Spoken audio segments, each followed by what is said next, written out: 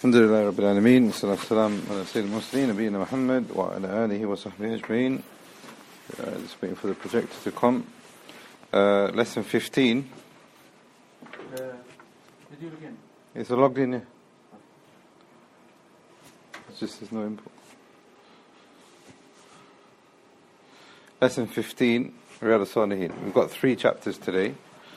The first one is entitled The Obligation of Advising One's Wives or One's Wife, Children and Dependents to be obedient. So here we're talking about... Will it come by itself then? This is no input.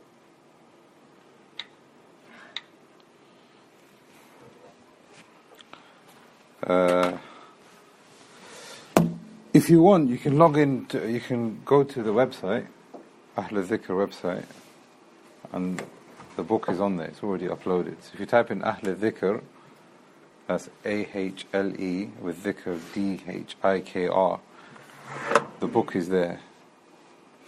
I don't know if this is going to work. Anyway, so advising dependents, one of the chapters. Another one of the chapters we've got that Imam al-Nawawi brings next is the rights towards one's neighbours. And the third chapter that we're going to take today is being dutiful to parents. It's kind of similar to the theme that we've already started last week, where we were talking about the concept of what masculinity actually is, and the week before that we were talking about the concept of what feminism actually is in Islam, and how Islam tells us to take our roles seriously. And here is a continuation of that. So the chapter begins with the obligation of advising one's wife and children to be obedient. Allah says in Surah Taha, وَأْمُرْ أَهْلَكَ بِالصَّلَاةِ وَاسْتَبِرْ عَلَيْهَا. Command your family to be to preserve their prayers and to be patient upon worship. And Umar radiallahu anhu used to recite this ayah when he used to wake his children up for the night prayer, or the people that he was living with for the night prayer. لا نسألك رزقا نحن نرزقك. Allah is not asking anything from us except that we worship Him. وَالْعَاقِبَةُ لِلتَّقْوَى. And that a good end is for those who have taqwa. So if you look at this ayah, in its summary, it's basically saying the reason why you have been created is to establish the salat and to establish worship of Him. That's the only reason why you've been created.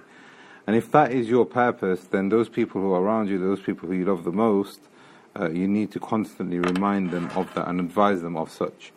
Now, one of the things that Ustad Ra'id actually said is that what we have to do is define exactly what worship is, because, for a different generation, they could easily just stay in the masjid all day and make dhikr and all those kind of things. But and that is a form of worship, but it's not entirely what worship is. Worship can consist of absolutely anything. And we've talked about this before as well. Like, you could even be on your laptop, you could be talking to your friends, you could be with your family. And this is an example of that, where Allah Jalla wa Ala is telling us, Imam Nawawi is giving us the chapter title, that you being responsible over your family, advising them constantly, having fruitful discussions with them, doing things which are productive, that is an act of worship in itself. يَا أَيُّهَا الَّذِينَ آمَنُوا قُوا أَنفُسَكُمْ وَأَهْلِيكُمْ نَارًا. Save yourselves and your family from the fire. And this is a command that Allah is directing at those people who say La ilaha illallah. If you say that you believe in Allah and the last day, then save yourself and your family from the hellfire. And the opposite is also true. If you don't really believe in it, or your weakness in it, then you won't save yourself or your family from the hellfire, and you won't really care about the end. And as a note here, as a reflection that I've put here, before we go into the hadith, if we contemplate the story of Ibrahim and Ismail, Ibrahim travelled a great deal of distance on several occasions to meet his son and to be responsible over his son. And this clearly shows that having a relationship and an attachment with the people that you are dependent over is something which is something very, very important. Otherwise, Ibrahim would have travelled all the way from Sham to Mecca. But he did that. And if we contemplate further on the story of Ibrahim, he was given a child, and some of the ulama said that he was nearly 100 years old, or even over 100 years old, and before this point he had no children. But he still made dua for it, and he gave thanks for having a child. This clearly shows that one of those who were closest to Allah, was known as Khalil Rahman, when he had a child, he took it seriously, and he gave thanks for it.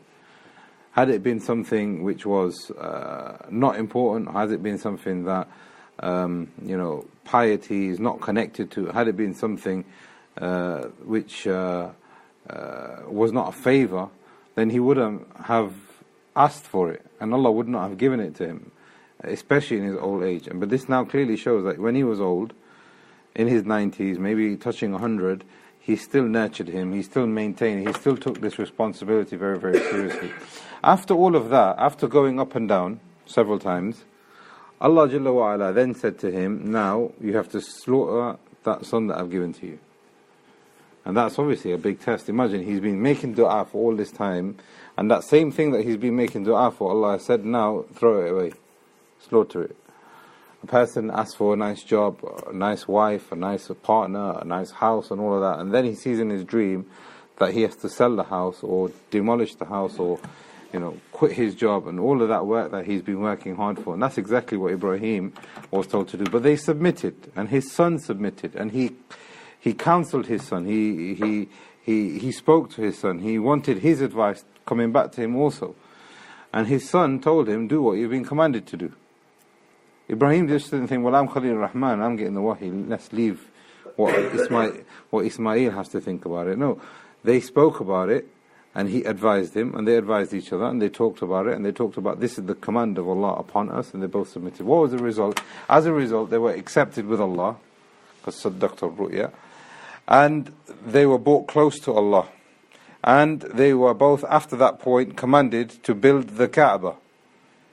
Imagine that. Imagine the favour after passing that test. They were made imams. They were made, both of them were made from the best of men. And the symbolism is also very striking, that Ibrahim was sent to leave his son in a barren land, which was a desert. And that desert, if you can think about it, it has, a resemblance to shirk. Shirk doesn't bring any benefit, it doesn't, provide any fruits, it doesn't nourish anything, it's dry and it's rough. But when they settled there, they made the desert into a place of iman. There was a well there, people moved there, people migrated there, and until today there was prosperity there. So you can see from this just one incident here, how Allah can put barakah in our lives, in ourselves as individuals, in our home, if we're not married yet, as children, us being children of our parents who are still alive. But if we are parents, then you can see the potential that a person can gain from it. And also, this is just one aspect of it. Once Ibrahim had his child, he then made hijrah, and Allah opened the lands for him. Allah then gave him Ishaq, and then the story even continues if you look at Ibrahim's life further on from that. But the point here is that he took that, that duty, seriously, and he was responsible over it. Hadith number 298. For those people who have joined us, the projector is not working, but you can log into Ahl al-Dhikr. That's AHLEDHIKR. That's the blog spot. If you type in Ahl al-Dhikr, it will come up for what the text from today's lesson will come up, which is Riyadh as-Saaleheen, part number 15. And we are now on the chapter of the obligation of advising one's wife and children to be obedient. So hadith number 298, Hassan ibn Ali radiallahu anhu said, I took some dates from sadaqah, which is basically zakat, and he put some in his mouth and he was about to eat it. Now, why is that important? Is because the Prophet ﷺ has been forbidden from consuming zakat. He can take sadaqah, but he can't consume zakat. And this was one of his signs and one of those things which were special for him. So the Prophet ﷺ, looking at this small child, taking a piece of, a small date, the Prophet ﷺ looked at it with attention and he said, leave it, throw it away. Don't you know that we are not allowed to eat the zakat, as in us from Ahlul Bayt? So this applies to the Prophet ﷺ and those people who are related to him through his lineage, that they are not allowed to eat from zakat. And this continues into today. There are people in Saudi Arabia right now who are not allowed to have zakat, not because of anything else except their lineage. And this is well known. Even it's been documented, and it's their names are registered in that way. So the point here is the Prophet ﷺ gave a lot of attention even to little children. And this, if you think about this incident here, it's very similar to the way Ibrahim preserved and gave attention to his small children. He had a small child, he took his small child Ismail to a barren land, and they had sabr upon it also. And the Prophet ﷺ here also is having sabr upon being responsible over his grandchild. Hadith number 299, Umar ibn Abu Salama reported, I was a boy under the care of the Messenger of Allah, and my hand would wander about in the dish. Right? So they eat from one plate, and he would eat from various different places. So the Prophet ﷺ said, when you eat, start with the name of Allah, Bismillah. Eat with your right hand, and eat from what is closest to you. And Umar then said, I have been following this advice ever since this incident. What's the relevance here? And now we have a quotation here from one of the scholars, Ibn al-Qayyim rahimahullah. He said, one of the things of which a child is in great need for and attention should be paid to is his attitude, is his manners, is his characteristics. Because the way you bring him up from a very early age, that's how he will be as an adult. So from a very early age, if you teach him to be stubborn, if you teach him to be greedy, if you teach him that anger is okay, if you teach him to be argumentative, if you teach him to be hasty, if you teach him to seek his whims and his desires and to be foolish and all those kind of things, that's how he will be when he grows up. Then when he grows up, Ibn al-Qayyim continues, then when he grows up, it will be difficult for him to deal with these characteristics, and these attitudes will become deeply rooted into his character. Hence you will find that most people have bad attitudes and bad behavior because of their upbringing. It's very difficult to change once it's been firmly grounded. And except for who Allah has mercy on, this continues as they become older. But when a person is given the hidayah of iman, and they start taking religiousness seriously, maybe as a household, maybe their parents, maybe them as individuals, they will try, and they will see that they are wrong, and they will see their errors, but now they will have a battle with even the most simplest of things, like rolling their eyes, or maybe it's a facial expression that they shouldn't be making, which is not good adab. But those things become intrinsic in them, even though that they know that they're doing, and they know that it's wrong, but it becomes hard for them to remove it, even though that they want to remove it. So Ibn al-Qayyim spoke the truth, rahimahullah. Hadith number 300, all of you are guardians and all of you are responsible for your subjects. And this is, a direct message from the Prophet ﷺ that we are responsible for every single one that we are, our dependents. And we will be asked about them individually. And we've talked about this hadith before. Hadith number 301, command your children to perform salah. This is controversial now. Command your children to perform your salah at the age of 7, but beat them, and I put them here in brackets with question marks, because maybe that's not the right word. I know it says فَضْرِبُوهُمْ بِأَشْرَةٍ, but darb here doesn't necessarily mean beat in the manner that it's been translated as. Beat them at the age of 10, and do not let them sleep together. So now boys and girls, or even boys, at that time, they didn't have several beds in their houses, they didn't have bedrooms, multiple bedrooms, and it was quite common that all of the children, you and your siblings, would sleep under one blanket on one bed, and that's it. So the Prophet ﷺ said, well, get to the age of 10, if you and your brother are sleeping under one blanket, separate it. If you and your sister are sleeping under one blanket, separate it. The Prophet ﷺ said here in hadith number 302, teach a boy to perform salah when he attains the age of 7 years, and rebuke him, that's probably a better word, if he does not at the age of 10. Now, this is controversial because now we have guidance from the Prophet ﷺ to hit our children. Is that what it means? Let's look at one of the explanations given by one of the scholars, Al-Mawardi. He said, as for teaching them how to pray at the age of 7, then this is not obligatory at this point. It's obligatory upon you to teach them, but it's not obligatory upon them. In most cases, they don't learn properly even before this age. So it's not something that you need to stress and and to start hitting them over and start putting pressure over them. But what you need to do is, by the age of 7, start teaching them the actions of the salah, if you haven't done so already. To start teaching them the adhkar and all those kind of things. And at that age, it becomes obligatory for their parents to teach them. So he goes on to talk about how it's obligatory for you to teach them, but not for them to perform, because they're not adults yet. When they reach the age of 10, it becomes obligatory to smack them if they do not pray. This is the explanation that's given. But the smack should not be painful, and it should not cause an injury. And it should be in places where there is no fear of causing injury. So the face would be haram. Maybe the arms, if he bruises easily, would be haram.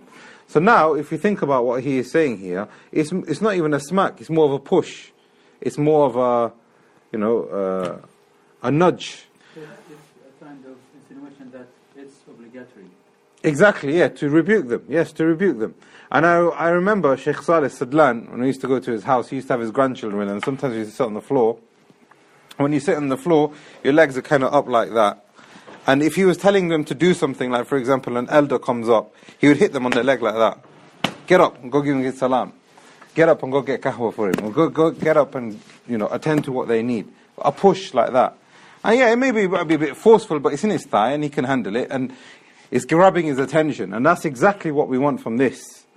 It's not a beating, a violent beating, because then they're praying for the wrong reason. And they're not going to have that khushu in the salah also. And then that's defying a lot of different reasons for the reason why we pray. And going back to what Ibn al-Qayyim said before, if that's how you're brought up, then you're not brought up in a healthy home. And that's not how the Prophet ﷺ, how he used to interact with children. And when they reach the age of puberty, now they're regarded as accountable, so they should be reminded, and they have to purify themselves and pray and do all the other obligatory deeds. So now what you are actually doing, again, the proof is in the actual dalil itself. How can a responsible parent be praying himself but not let his children and remind them and teach them, etc.?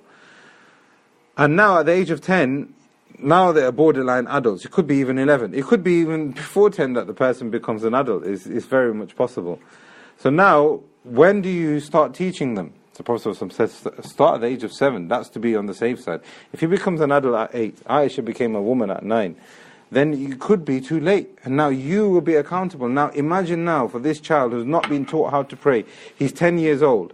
And remember what Ibn al-Qayyim said before, if he's 10 years old and he's brought up all his life in that manner, not learning how to pray, not giving any importance to it, not giving any emphasis to it, how is he going to grow up? For the rest of his 60, 70, maybe even 90 years, he will become negligent on his prayer. So this is the reason why we are doing this. We are teaching them the emphasis and the importance that should be given to worship. And if the salah is correct, then everything else will be correct, as we know from the hadith. If the salah is not correct, then his statements won't be correct, his other acts of worship won't be correct, his ethics won't be correct, etc. Next chapter, rights of the neighbour and guidance on it. And perhaps the reason why he's put this here is because the very next obligation that you have with other people, after your parents, after your dependents, your neighbours. وَاعْبُدُوا اللَّهَ وَلَا تُشْرِكُوا بِهِ شَيْئًا وَبِالْوَالِدَيْنِ إِحْسَانًا. Allah is saying, worship Him alone, and then be dutiful to your parents, and then be good to your neighbours. وَبِذِي الْقُرْبَى وَيَتَامَى وَمَسَاكِينَ وَجَارِ ذِي الْقُرْبَى وَجَارِ ذِي الْجُنْبِ وَصَاحِبِ بِالْجَنْبِ وَابْنِ السَّبِيلِ وَمَا مَلَكَتْ أَيْمَانُكُمْ, until the end of the ayah in Surah An-Nisa. And the majority of the ulama have said that your neighbour is what is customary. They didn't even put a limit onto what your neighbour actually is. Because this ayah is general. Now it could be that you live in a block of flats and you have 50 neighbours. So now if we're going to specify it and say it's the person next to you and the person on your right and your left and that's it, then what about that person that lives on top of you? He's your neighbour also. What about the person that lives below you? He's your neighbour also. And that's very much possible, especially people here living in dorms. So the majority of them have said that your neighbours are what is customary. And the point here is, as we have seen before, is that framework. And that framework is that we act on ourselves as individuals, then we try and sort our home out, and then we try and start branching out to those people around us, whether it's a Muslim or a non-Muslim. Try and make them understand what taqwa is and why you are living by taqwa. But there's khilaf. Some of the ulamas have said that it's 40 doors each way. Some of them have said that whoever shares your local masjid, then that is, you're considered as being your neighbour. But the majority have said what is customary, and that's the safest one, probably the best one, best way to interpret it. 303, hadith number 303, Jibreel kept recommending treating neighbours with kindness until I thought that they were going to get a share of inheritance. And to the deathbed of the Prophet ﷺ, the Prophet ﷺ was reminding his ummah about neighbours. And this now we can learn that from the best the deeds that a person can do is look after himself, look after his family, and look after his community. Have a concern for it. Hadith number 304, Abu Dhar, the Prophet ﷺ said, whenever you prepare a broth, some food, make it plentiful so that you've got a little bit that you can share with your neighbours. And what we learn from this is the Prophet ﷺ is teaching us that how can a person benefit himself? He's gone to Tesco, he's gone maybe and got some nice food, he's gone to the restaurant and takeaway and stuff like that, but he knows that his neighbour is going through a hard time. Or his neighbour might be affected by seeing that you are having a party, or you are having a nice meal and all that kind of stuff. Question here, how can a person benefit and his neighbour is suffering or have bad feelings? That's not the way that a Muslim would act and behave. Hadith number 305, by Allah, the Prophet ﷺ said, he is not a believer. By Allah, he is not a believer. By Allah, he is not a believer. 3 times. Wallahi la yu'min. Wallahi la yu'min. And he was asked the Prophet ﷺ, what are you saying? Well, who are these people that are not believers? The Prophet ﷺ said, whose neighbour does not feel safe from his evil. Whose neighbour who does not feel safe from his evil. Maybe they share a wall with each other. Maybe there's littering. Maybe there are car parking issues. There could be absolutely anything. Maybe it's noise. If your neighbour is not safe from you, then your iman is not complete. Al-Qurtubi, rahimahullah, said, kind treatment of neighbours is enjoyed and is recommended, whether they are Muslim or not. It's irrespective of what religion they are, irrespective of what gender and how old they are. He continued, and this is the right thing to do. This is a very noble character, and this is one of the understandings that we find from the Sharia. Kind treatment may be in the sense of helping, or it may be in the sense of being kind, showing good manners. And it could also be that you feel that you have to refrain from being annoying. And it can also mean that you are being kind to your neighbour by supporting them and standing with them. And we've talked about manners, and this is basically another way of looking at manners. Manners, good akhlaq, have 3 characteristics. Number 1, that you are not harmful towards others. Number 2, that you wish to spread good towards others. And number 3, that you have sabr with other people. That is when a person has completed good akhlaq.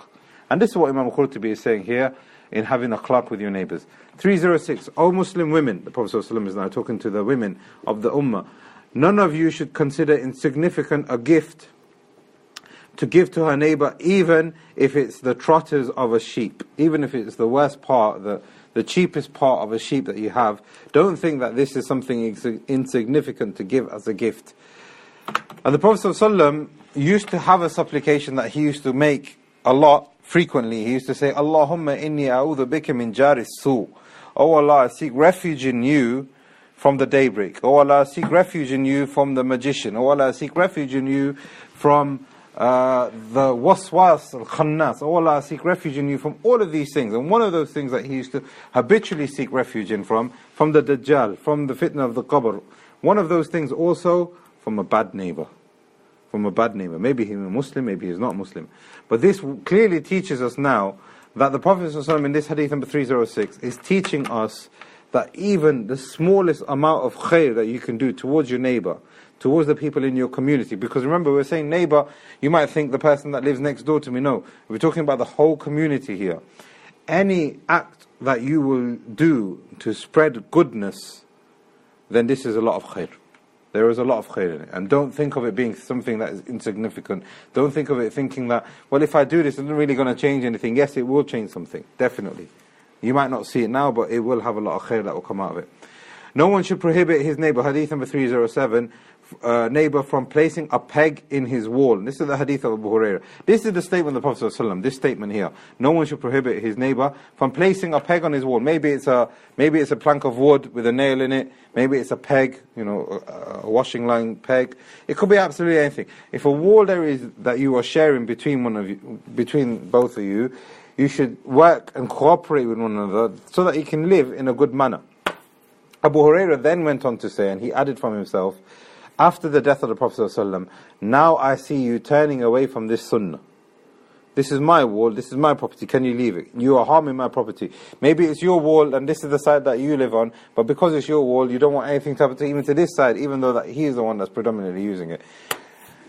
Abu Hurairah is saying that we have become hard as neighbours and we have turned away from this sunnah, but by Allah I shall carry on going and proclaiming it. And he also said, there was another statement that he said, by Allah I will go around urging the qudat and the judges to act in the favour of those people who are trying to reconcile between neighbours, rather than those people who come to your door, to the court, and say, this is my neighbour and he's harming me and he's doing X, Y and Z. Abu Hurairah used to go around Medina telling those judges who are dealing with these kind of disputes and saying, look, let's think of a way of reconciling, let's change our perception as to what we need to be, what kind of a neighbour